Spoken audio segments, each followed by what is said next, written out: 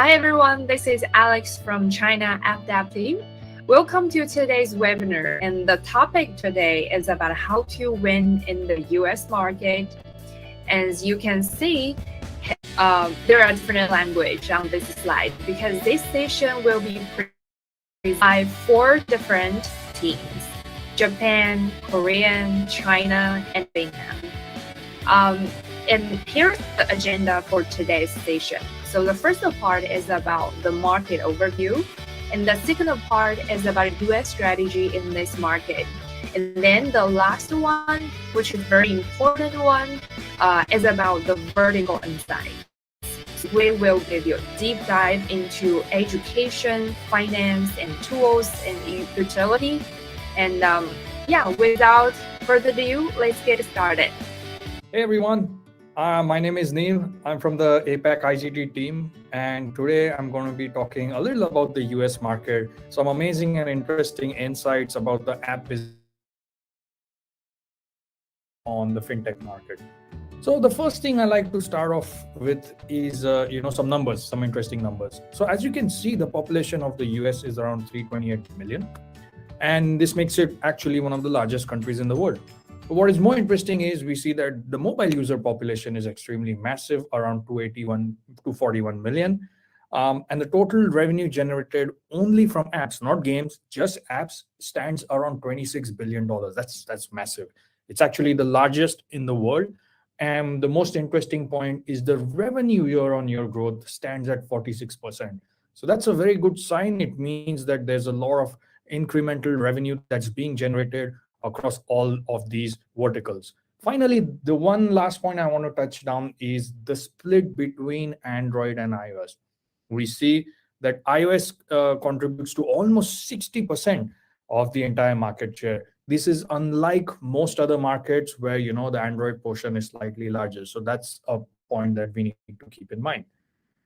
Now let's look at what sort of verticals or subcategories are on the rise.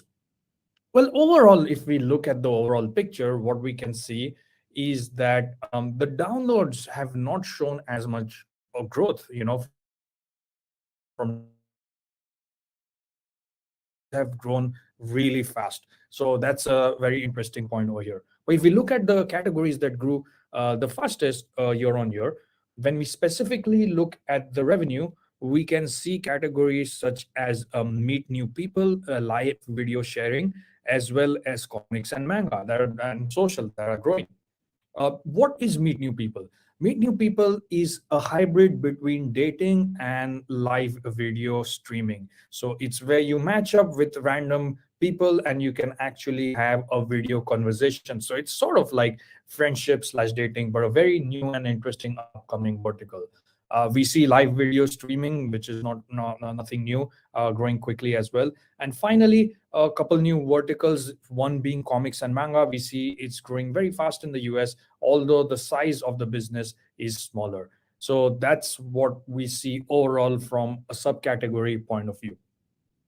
Now, when we look at monetization, as I touched upon, that, it's growing 46% year on year. There are some certain subcategories that are growing. We try to look into the reasoning and the logic as to why it's growing so fast. So the first thing we look is we see that the subscription model is actually growing very quick. If we look at the top categories where subscription model is dominant, we see photography, health, fitness, and music, right? These are categories that historically have been strong in subscription. But we also see utilities, lifestyle, also growing very quickly as far as subscription is concerned. So a lot of apps have started to move not only from an IAP, IA, but also into subscription business models. The next thing we see is higher engagement and retention. So if we look at 2017, 65% of the users transacted in an app once and then left the app. But let's go to 2020. We see that 53% of the users are actually making repeated purchases, one purchase after another. So what does this mean? It means that getting a user is important, but what is more important is retaining that user and engaging that user, because we know that once they make a purchase in the app, there's a very high chance that they will make repeated purchases within the app. So please keep this in mind: re-engagement and retention. Finally, the third point, look at the graph. 2017, we see that majority of the transactions, around 76% of the transaction, happened on the cheapest SKU, which is around $0 to $10. But now look at 2020, we see that there's a huge growth in the $10 to $50. That means these IAP packs or SKUs are increasing in value. One of the reasons is users find apps richer in content and more valuable, and hence they're ready to actually pay more money. So that also again points to the fact that it's very important to retain your users, engage your users, and hope that they keep investing in higher value SKUs. Next, we also want to look at some creative points of view. We see that the US, has more installs on longer video formats and a high ratio for landscape images. What do I mean? If you look at the graph on the left, we want to compare three markets: the US, India, and Japan. If we look at the bottommost, the darkest portion, it refers to video length 0 to 6 seconds, or what we call bumper videos. We see that these are extremely popular in Japan as compared to the US. Now, what is popular in the US? The portion in the middle, 47% of videos are around 10 to 20 seconds. So they are of medium length, not too short, not too long. When we look at the image ratio, aspect ratio, specifically in the US, we see a lot of the images are actually landscape, actually fairly similar to that of Japan. So these are interesting points when we try to look into what sort of creatives fly along in the US. Now, let's look at some points about audiences. If we look at this amazing pie chart, we see that 20% of the population of the US is Gen Z, what we call between the ages of 18 and 24, 26.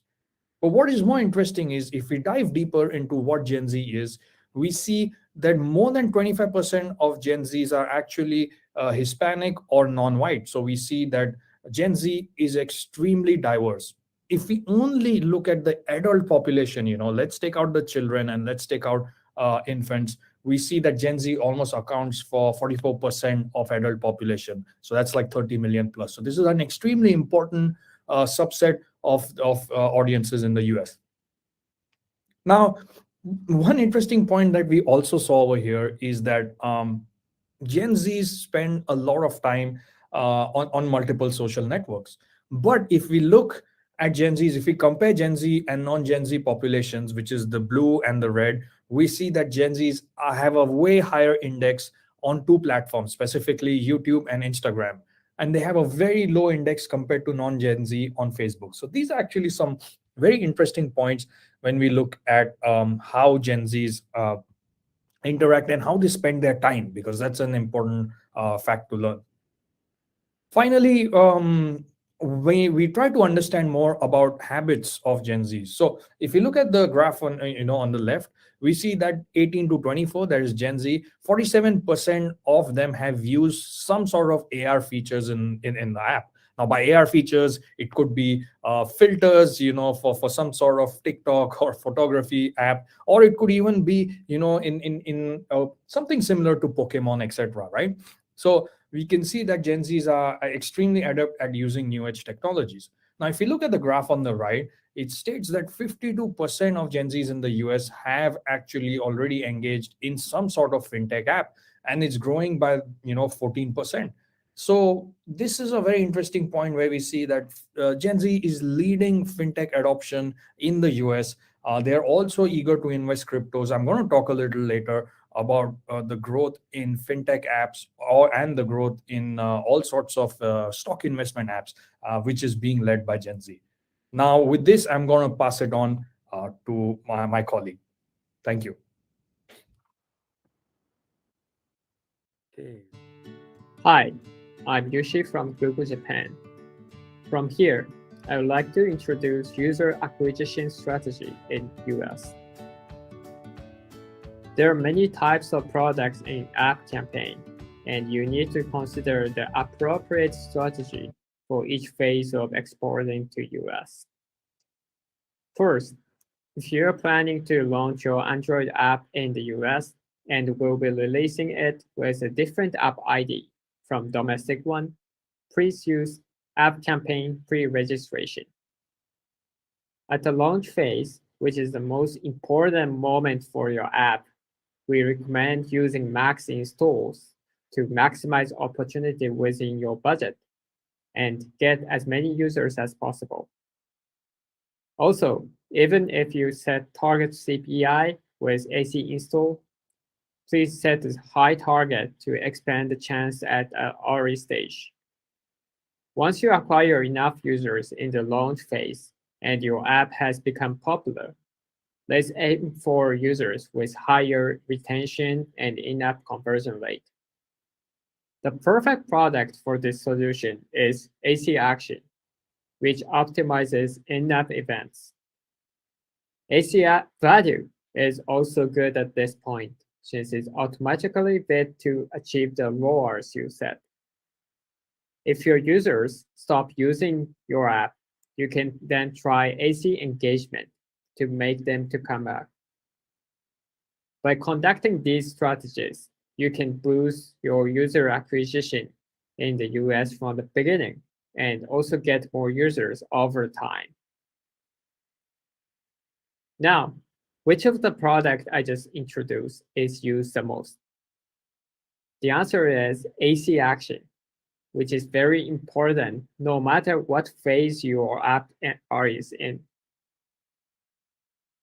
Another notable fact is that more US developers are starting to target the ROAS goal by using AC value. It is already used more than max installs, and we expect it to overtake TCPI's percentage by the end of this year. If your app launches successfully in the US, we'll recommend you to try an AC value campaign. Next, let's look at what items need to be localized for export. Add creatives, store descriptions, text, and voiceovers in your app. They're all important to prepare before you start export. In this session, I'd like to highlight ad creatives, which will be the first point of contact with US audience. As you can see, text and videos are especially important to succeed in the US app market. I will introduce the best practices for these assets. Regarding to text assets, you need to include all 4 components in your headlines or descriptions. They are introduction, attention grabber, benefit statement, and call to action. Introduction is a short phrase which describes your app in a simple way. Next is attention grabber. To come up with good attention grabber sentences, we recommend imagining the current challenges and needs of your target audience. Benefit statements highlight the feature in your app that make it unique from other apps. Call to action is often forgotten, but please be sure to include a statement that encourages people to download your app.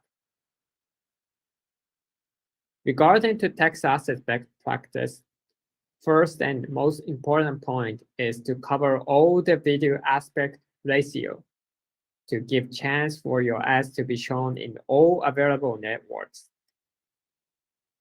They are landscape, portraits, and squares. Also, by capturing the user's interest in the first 2 seconds, you can acquire users at a lower CPI. Same as text assets, call to action in your video like install now affects the install rate a lot, and it is much better to have a voice for it as well. Lastly, please include different types of videos. You should try a variety of the lengths and themes. In many cases, including your app screen is effective. Now I'll hand over to China team.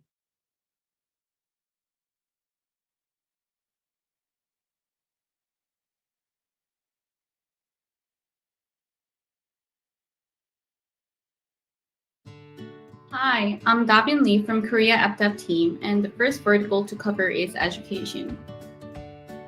There are various subcategories under education vertical, and among them, language learning apps take the highest share of global education in-app purchase revenue, rising at the average of 36% per year. If you look at the graph, the in-app revenue marked $1 billion in 2021 and even bigger, $1.6 billion when we account for various other education-related apps. And out of all revenue in 2021, language is the largest subcategory, taking up to 52% of total revenue. And in terms of the growth rate, driver's education is the fast-growing subcategory with 47% compound annual growth rate. If you look at the education vertical in terms of the download growth, however, language learning has remained flat. The total download decreased in 2021, but it remained higher than 2019. And 2020 was the year with the highest download share. However, if you look at the last 5 years of data, language learning app downloads remained with a quite stable growth rate at 2% per annum from 2017 to 2021. The download growth was primarily driven by teaching resources, and this subcategory increased in demand due to high school shutdowns and remote learnings during COVID. In this education vertical, the US is the top market for language learning apps by both in-app purchase revenue size as well as the growth rate. The US is the fastest growing country among top 20 countries at 65% per year and taking up 30% of global revenue. The Great Britain is the second place by the growth rate, remarking 52% per year, followed by Canada, which is 48% per year. If you're targeting other countries except for the US, consider those two countries. If you combine the shares of the 4 English-speaking countries, it takes about 41% of total revenue, making the top market group by both growth rate and size. However, when we enter the US market, there are things to consider. The first is that winning iOS is critical in the US, and especially more so for language learning apps. More than 70% in-app purchase share is taken by iOS and more than 65% in downloads in 2021. If we compare these numbers to the US in general, we can see that it's 13% higher in in-app purchase revenue and 1% higher in downloads. Since it has much influence in in-app purchase revenue, winning iOS is crucial for the revenue as well as profit. Among many language learning apps, multi-language and non-English apps account for the majority of revenue. If you look at the graph on the left, we can see that about 85% of all apps are multi or non-English language. These apps include Duolingo, Babel, Rosetta Stone, and Busuu. However, what we can notice as well is that even though the percent of English-only apps might be small, but the compound annual growth rate is 76% higher than that of non-English apps. Top apps for the English-only apps are like Lingo Kids, EWA, and Cake. If you look at the language learning apps landscape in the US, we notice that there is a very long tail with over 40 apps generating more than 50K downloads in 2021. And if you look at the longer tail with 10K to 50K downloads, there are more than 120 plus apps. These top apps can be categorized into 3 types by download size. Major apps with over 1 million downloads, non-apps with 100K to 500K downloads, and lastly, niche apps with below 100K downloads. The apps in the major category are mostly multi-language platforms. However, there are 3 apps that are English-only learning apps, which are Lingo Kids, Cake, and EWA. The second tier, Non-apps mainly consist of English learning apps. And in this segmentation, 2 Asian learning language apps are also included, and the 2 languages are Korean and Japanese. Lastly, the niche app segment consists of various single language learning apps such as sign language, Japanese, Korean, Spanish, and Arabic. And one of the interesting things is that the interest level in learning Chinese is very high in the US. When you look at the top courses for language education, Spanish is the highest, and the second ranked language is Chinese. However, when we look at the top US Asian language apps and download numbers, we can see that the download number is much higher for Korean and Japanese, while the top Chinese learning apps download is only 24K. What this means is that there is a high demand with a low supply for Chinese language learning, and it's a great opportunity to bring specialized Chinese learning apps to the US. So let me summarize the key takeaways. First, the major US language learning apps is dominated by the multi-language giants such as Duolingo and Babel. However, the recent success of innovative English learning apps does exist, such as Cake, and this can inspire the new entrants. Second is that the US demand for Asian language specialty apps is fast growing. And this is proven by the success of Tuda, which is a Korean app, and Kaizen, the Japanese app. And despite the high potential interest and demand in Chinese language learning, only a very few apps exist that it's a great opportunity to tackle. And in some entry opportunities for Asian developers are, first is that English learning apps with innovative feature. For example, Cake has adopted an AI-based pronunciation correction. And the second is that Asian language specialty apps, especially the Chinese app, with a highly differentiated value and feature that stands apart from multi-language apps like Duolingo, can succeed in US.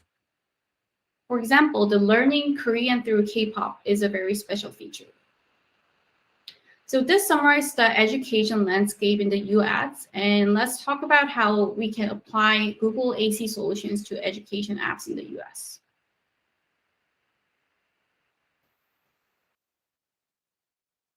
Hi, this is Nayeon from Korea Active, and I will cover how to penetrate into the States and how to scale your user acquisition. After launching your app, you can leverage different solutions that Google provides. The first step is to launch AC install, and the average CPI for AC install is from $3 to $3.5 for education vertical in the US. And you can calculate the overall budget for the launching campaign by multiplying the CPI and the target number of users. You should try to rank higher on Google Play or App Store because the US market is one of the largest end markets in the world. And if you don't have enough brand awareness or impression, it's hard to acquire a large number of users at the first stage. After focusing on the install for the first 2 months, you will utilize AC Install Advanced or AC Action campaigns. The popular in-app events for education vertical are sign up and in-app purchase. And similarly, you can calculate the budget of the actual CPA from AC install campaign multiplied by the target number of users. After having enough active users and audience, we recommend running an AC engagement campaign. The recommended audience size is more than 250,000. As Tabin mentioned earlier, iOS accounts for 65% of the total downloads. So launching an iOS campaign is a must in the US market.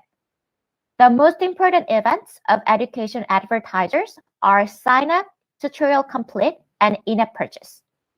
However, you should take different approaches for iOS and iOS. For iOS, because of the ATT enforcement, it's hard to track deep funnel events, such as in-app purchase. Therefore, it's better to use Install Advanced with Fire-based bidding for iOS to capture more signals for your iOS campaign. For iOS, we recommend using AC Action with Fire-based bidding because Firebase will acquire more users who are most likely to take target actions by using the similar audience function. Google Display Network, which includes both image and video, has the largest cost share among the network. Google Search and YouTube Videos networks have a similar portion as 25% for each. If we divide the cost share by asset type, the most popular assets are texts, and the rest of them are video assets. When we combine both charts, we can conclude that the videos are the most important asset because they can be distributed through both YouTube videos and Google Display Network.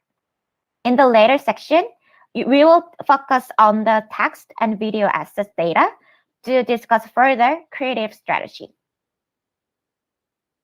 Let's deep dive into each asset. The first section is text. For text, headlines have over 50% of the total cost share, and up to 20 symbols have almost 50% for the target length, a text length. If you think about English text assets, it means that it doesn't have to be long, but should be catchy and require more direct call to action in the text assets.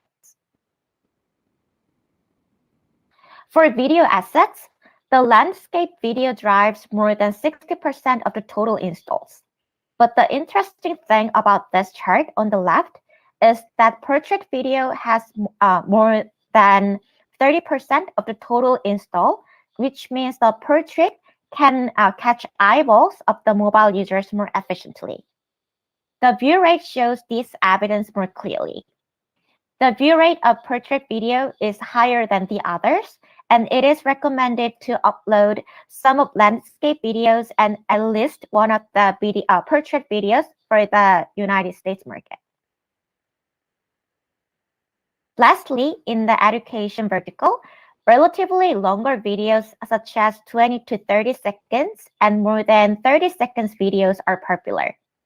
A lot of education advertisers are using testimonials or app review videos of influencers. So that is why the longer video leads to more installs compared to the other short form videos. However, short form videos are better at improving brand awareness. So when you plan for the video asset creative strategy, please use short form videos to improve your brand awareness and increase the interest for the app. And please use longer videos with testimonials and app reviews to engage better with the users. I will hand over to the next section, finance. Thank you for listening to the education vertical insights so far. Thank you. So now I'm going to talk, as I promised, I'm going to talk a bit about finance and fintech in the US. We first want to look at how fintech apps are revolutionizing the US as far as finance is concerned. I'm sure you all have heard of a lot of news around Robinhood, Coinbase, crypto, etc. But what does it all mean? How does this all piece together in the US market? Let's have a look at it. So this is a very interesting graph. What we've done is we've tried to divide fintech, because fintech is a very broad category. You can keep subcategorizing it, but we have around 6-7 subcategories here of the fintech vertical, and we've tried to compare the growth, year-on-year growth from 2019, 2020, 2021. We all know that 2019 to 2020 was a massive shift because of the rise of the pandemic, and we want to look at how this has impacted fintech. Now, if we look at 3 specific verticals, which is what I have chosen, we see that lending, stocks and investments, and cryptocurrency are 3 verticals that I've selected. These are also the fastest growing verticals. Specifically, cryptocurrency. If we look at crypto, we can see that the growth actually has been phenomenal. A very interesting point about fintech when it comes to trying to understand a fintech app and trying to compare it to social app, we see that there are many differences. One difference is actually the method of generating revenue. As we all know, I talked a lot about IAPs and subscription, etc. But we need to understand that fintech apps do not rely on advertisements or in-app purchases in order to monetize. They monetize through third-party sources, through their own platforms, from user registrations and direct bank transfers. So in this way, we can only compare a fintech app to other fintech apps in terms of downloads. Now, let's look at what sort of countries, show a lot of promise as far as fintech is concerned. On this graph, we have weekly active users and download in millions for the year 2020 versus 2021. And when we compare these 2 years, we see that three markets, specifically India, Indonesia, and LATAM, LATAM consists of Brazil and Mexico, show a huge growth. Other three markets, more mature markets, we see Korea and the US are also growing very fast, and Malaysia is on a declining turn. Now, when we look at the US market, there's some very interesting points over here. So let's only look at crypto stock trading, or what we call is new age fintech that has risen from California. What we see over here is crypto apps have grown from quarter on quarter almost 1,000%, right? And we see stock trading apps also growing very fast. But if we actually go into yet another subset of crypto apps, we see that crypto only apps have actually grown very fast when it comes to advisory apps. Now, what are advisory apps, right? Advisory apps, an amazing example is CoinGecko. These apps talk about crypto. You can query a lot of cryptocurrencies. You can see a lot of news, a lot of trends, tips shared, etc. What you cannot do on crypto advisory apps is buy and sell cryptos. They only talk about cryptos. Now, this has a lot of advantages, right? One big advantage is regulatory barriers, because if you're not trading cryptos, all you're doing is just talking about the crypto market or cryptocurrencies. You do not require as many licenses as a traditional company would, where they're actually dealing with money, fiat currencies, or cryptocurrencies. So that's a very interesting trend within the crypto world. The other point is, of course, when we talk about stock investments, we see that Robinhood is a clear leader. Now, what we see is in Robinhood, it's grown phenomenally. There's been many factors for the growth of Robinhood, right from the meme stock rally that happened in early 2021 to the growth of cryptocurrencies, because as we know, Robinhood also allows trading of cryptos as well. And as I mentioned previously, one of the biggest drivers of the growth of Robinhood has been its appeal towards millennials. One thing I really loved is reading the Robinhood newsletter. The newsletter is full of memes, full of puns, and a lot of jokes, and it's very lighthearted, something that a millennial can easily understand and get into, as compared to traditional banks where newsletters are thrown with jargons and a lot of numbers that millennials might not find very comfortable in going through. So these are some very interesting points when we look at the US fintech market. Now, talking about cryptos, let's just take a quick step into the world of crypto, and I'll give a couple of quick insights on the US crypto markets. One, I love this graph. This graph basically, again, talks about different generations. We have Gen Z, millennials, Gen X, baby boomers, and the reasons as to why they have never purchased crypto. So this is in the year 2021. Why have they not purchased cryptos, right? Actually, most of them, have a very similar answer. Around 70% plus in all four categories say that it's because of the lack of knowledge.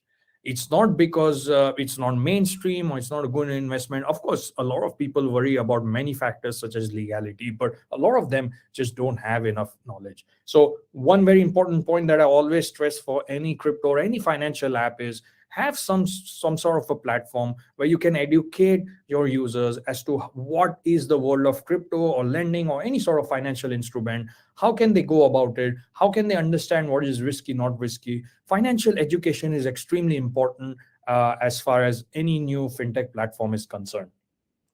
Next, we look at, we go into audiences yet again.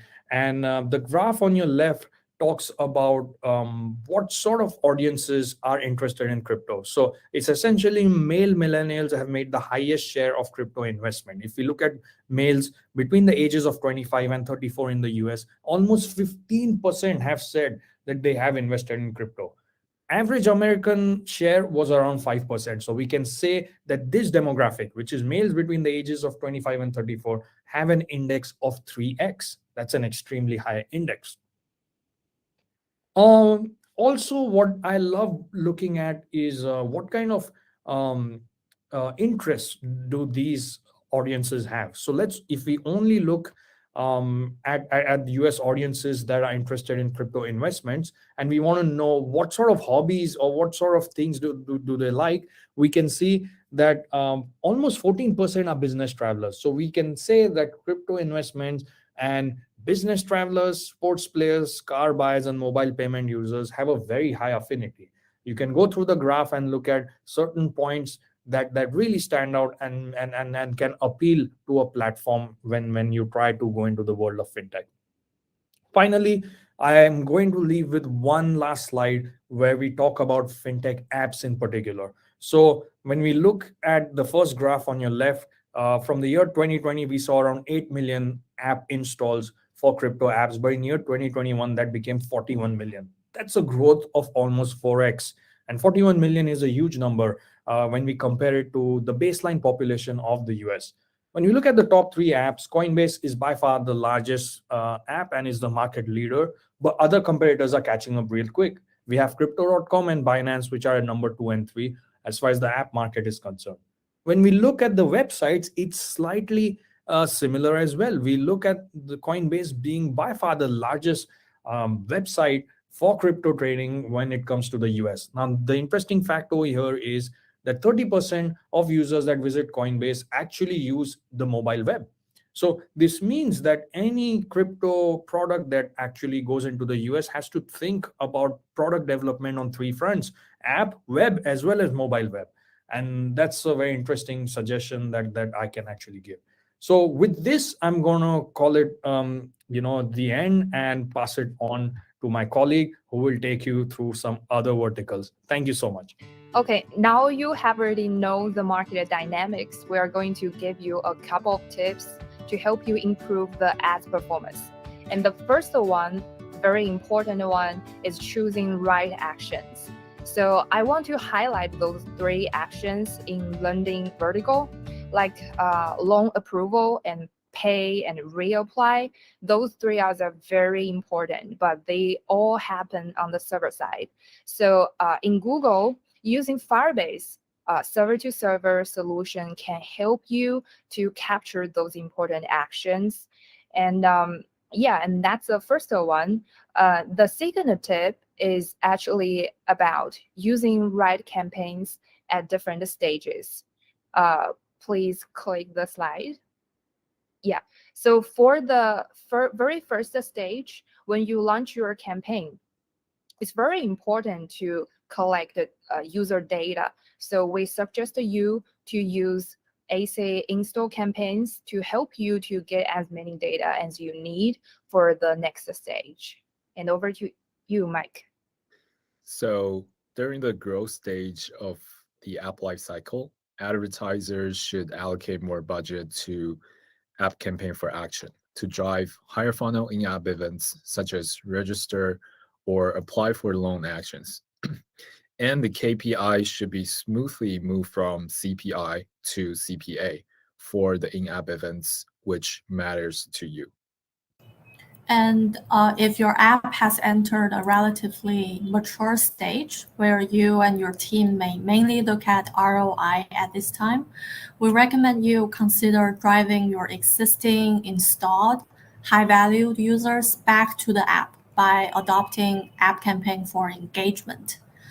And also for the new user acquisition at the maturing stage, try our AC for value, also known as ACTOS campaign, mixed with AC for action campaign to continue drive new valued user.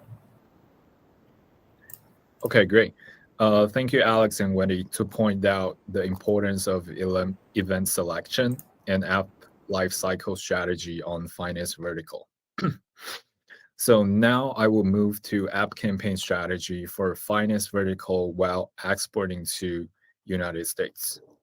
So while we have many app campaign products to choose from, we can see that the majority of finance advertisers will spend around 80 to 85% of their budget on app campaign for action to drive transactions or in-app events inside of your app, which matters to your finance business. But if you can precisely set conversion value by leveraging server-to-server solution, you can further leverage TROAS bidding for driving high ROAS users to install your app and to complete the high-value in-app events inside of your app journey. So for exporting to United States, you may need to stay focused on Android users while spend 30% of your budget on iOS. Well, these might be different across different sub-verticals within finance vertical. Feel free to reach out to your Google rep to discover more detailed sub-vertical insights. So while viewing the chart on the left corner, we can demonstrate that exporting to the US is definitely the right choice for the finance vertical. While England, India, Indonesia, and Canada will be your next step. So along with the app lifecycle, the first 25 to 100 month will be the key timing for user acquisition. So according to the data insights, the time duration between 25 to 100 months after your app is launched will be super important to leverage Google Ads to promote globally in order to attract more users to your app. Now I will turn to Wendy for more insights on creatives for finance vertical. Thank you, Mike. I'll talk about creative.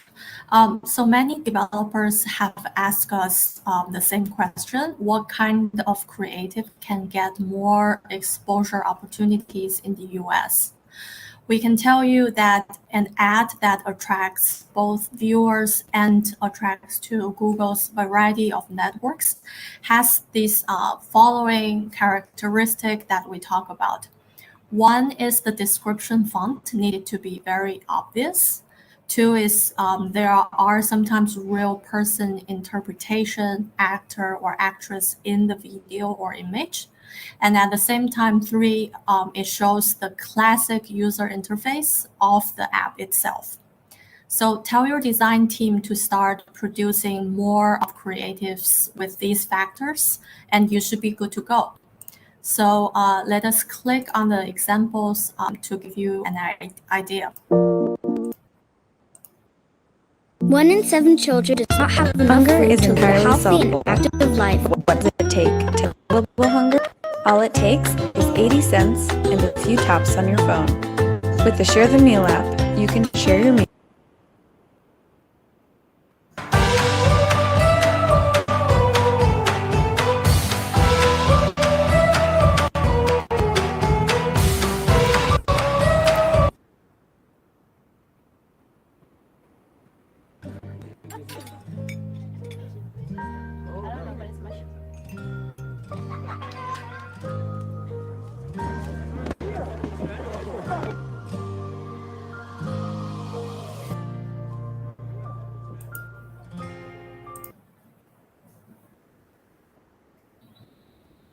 So in the US for finance apps, the benchmark cost by asset type is shown here near the bottom right.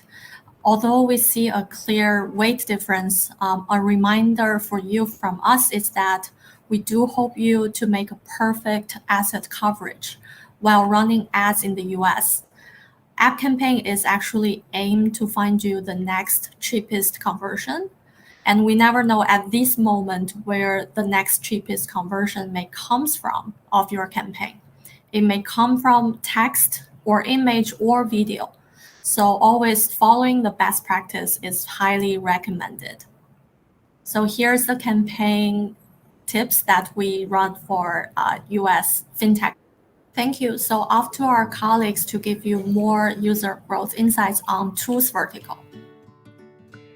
Hi everyone, I'm Tara. I'm from IGT team, which is stand for International Consultants, similar to what my colleagues Neil and Jung Yoon have been shared earlier. I will cover tools and utility apps in terms of market insight and what are the observations that we have seen for US market. Hopefully that will be value added for your strategy and planning accordingly. Right, so as you can see here, we have the like what we're going to cover is there will be three main points.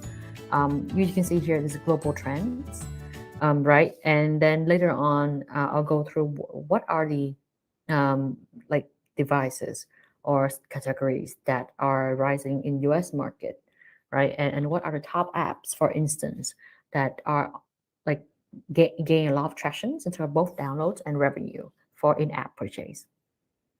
So it's overview, industry view. We have looked at the revenue of in-app purchase from 2017, which is in the back last 5 years. As you can see in the blue blocks, is that stands for US, right? So it's pretty much concentrated at top heavy. So only 5 markets already, like for example, US, China, UK, Japan, and Germany already hold almost 60% of global IP revenue. Whether US is within that, US IP have grown as strong signs of steadily rising and reaching almost 4% of global in 2021 alone. Secondly, another point of view, like whether what are the more of like cluster that you also one can test on. UK have a highest IAP growth right among the top markets, at 48% per annum. So definitely growth and volumes are there for US. It ranked at least the highest and also one of the strongest growth across these top regions, right? So next we'll have understand you or know what is the revenue potential headroom potentially like. Now I want to have share with you guys the overview of downloads, put the another indications for our ads funded business.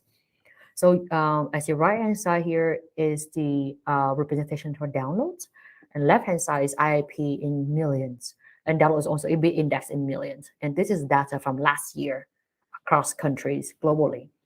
So you can see the blue side on the top, on the farthest right is India, and the red bubble on top is US. You see US is second largest in terms of download, just behind India, almost reaching 200 millions by, or we can say really close to 1 billion mark as well in 2021, right? And also at the same time, revenue growth is by 37% year on year, is way beyond the global average, that almost reaching 7 millions in total in 2021. Right, so headroom is there, opportunity is there. The question is, what's next for us and how can we go enter? So definitely, I'm also looking at the what are the operating systems that can be suitable for potentially for your app portfolio. What is already working well that you can also export further to US. So from the donut chart here, the blue side is representing App Store from Apple, and the left side, the red side, is representing Google Play, which is Android. So I can see most are quite winning. Both is important, but it's skewed lightly toward iOS system, roughly around 56%, and for both revenue and downloads compared to all apps. So it's compared to other apps, which is all of the other verticals. Actually, there's a fair share, and iOS still skew more towards for that. So how can we have tests? Work with your managers, growth managers to test different system and also test different apps and different campaign best practices will be relevant. Now we know what is the revenue size of the global view, or the download side of the global view, and also what is the operating system that gonna be hold a strong key for US. Next, we have vertical deep dive, which is a definition of what are the vertical arising on the trend. So you have 5 market here, and US will be identified as the top. on the as you see the number of growth. So the orange colors stand for IAP growth, and the blue box here is stand for downloads growth. So there are four verticals, sub-vertical that we are analyzing. I can do quickly about the definitions of this. Mobility enhancement is standing for all the tools, right? That help you to control your environment at home.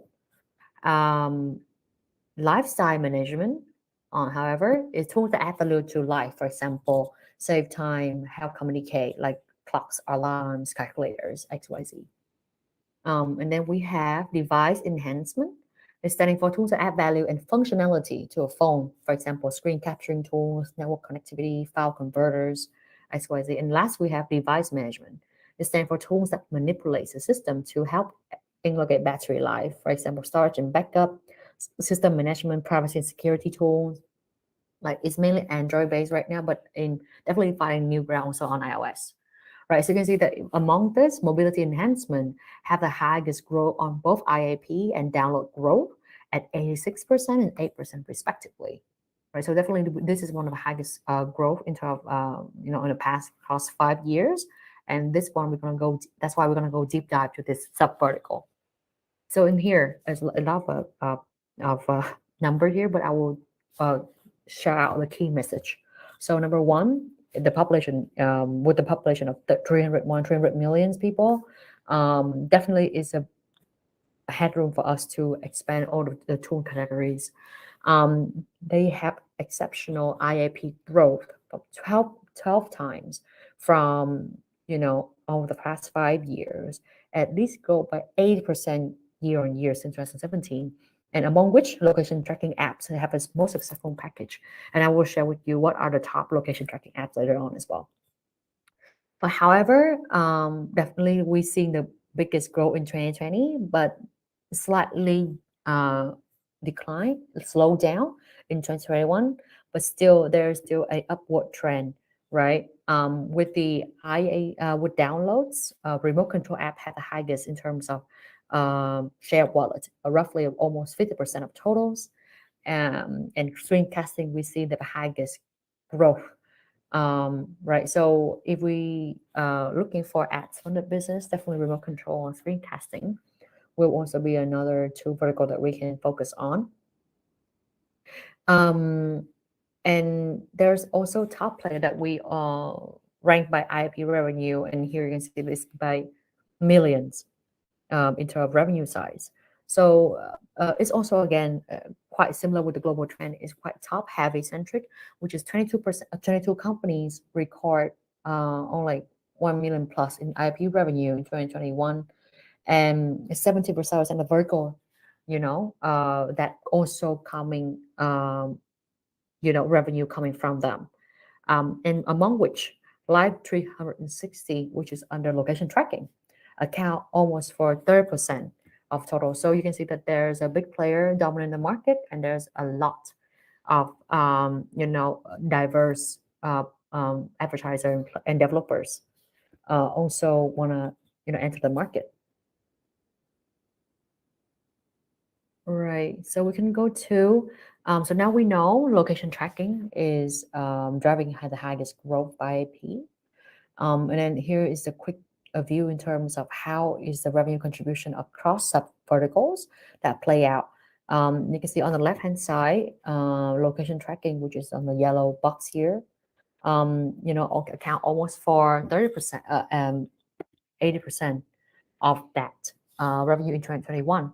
However, a remote control are the leadings in terms of downloads. So these are the two vertical where you guys can have to potentially test out and also focus in if you guys want to have the headroom for ad revenue and downloads. Right. So what are the sub vertical, what are these operating systems and also country. Now here's a top list in terms of top app, which cover my point earlier. With the majority top developers are actually US based. There's still opportunity for Asians developed from APAC. Explain whatever working potentially in that you can see from Greater China, Japan, Korea, definitely can also test it out in US. And the also main focus for top apps is also mainly from purpose of tracking their family safety. So you can see the location tracking is famous. And also at the same time, we also see another trend saying that beyond people, there's a big trend in US that tracking for device, for example, airport trackers, have almost 1 million download by just last year, right? So definitely people want to find a lost device.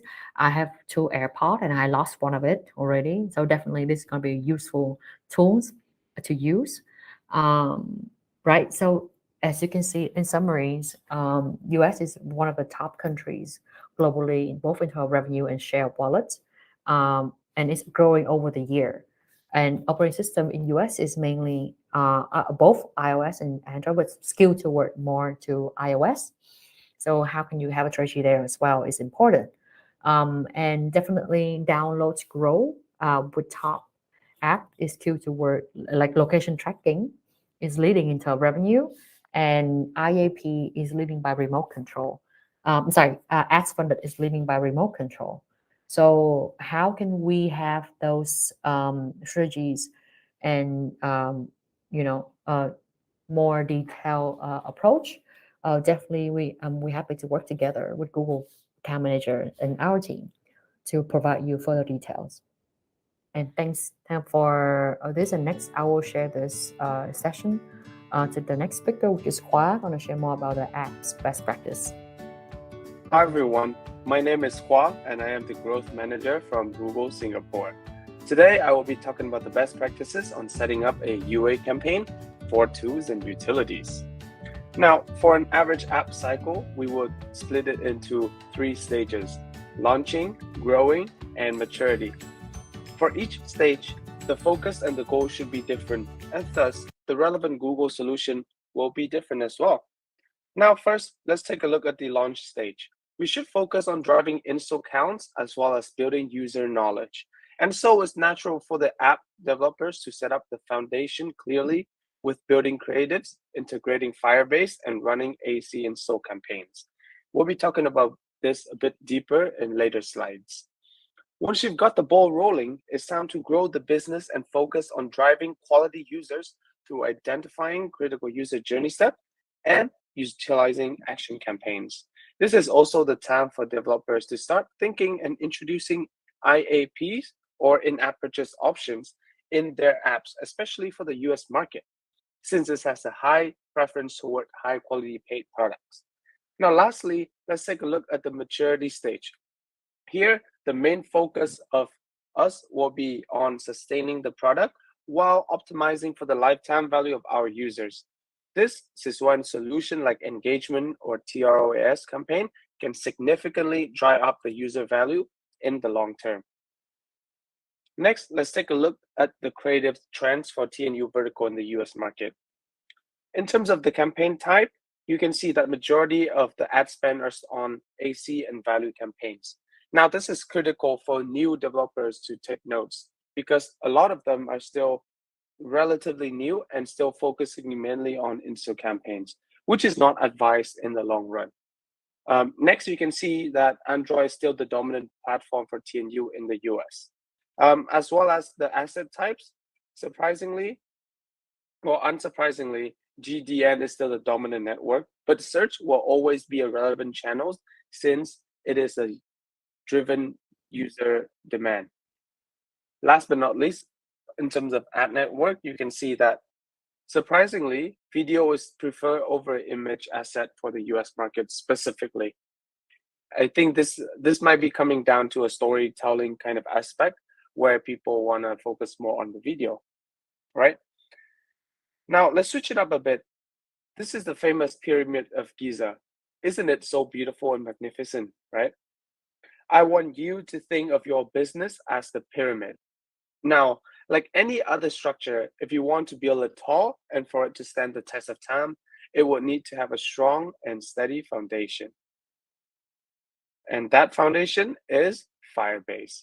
I know it's been repeated numerous times already, but Firebase is very critical if you want to scale up your business. Firebase helps to provide reliable data inputs, and with reliable data inputs come reliable data outputs. These data all together will become critical knowledge for you to analyze and to understand your user base, helping to scale up the business the most efficient way. Right. Biking. I think most of us here have been through the experience of learning how to ride a bicycle. When you're starting out, having those training wheels are great, as you can see in the photo, since it allows you to pick up the basics like steering and braking very quickly. However, after you've mastered the basics, you don't see the people keep the training wheels on forever, since it will slow you down and hinders your ability to master the skill. Similarly, running the business is like riding a bike. When you're starting out, it's great to have shortcuts in calculation and planning, since it's easy to understand the high-level aspect. But as your business matures, your business mindset needs to grow as well, and so that you don't hinder yourself and the business, right? My question to you is, am I calculating the profitability in an accurate way? Well, the short answer is yes, but it could have been done better, right? This method might work for lower tier markets where the user retention and user value are relatively low. But for US market especially, acquiring long-term customers are key to success. And for this to work, you need to consider many more factors in retention rate, break-even point, lifetime value, daily active users. All these things are critical and need to be considered.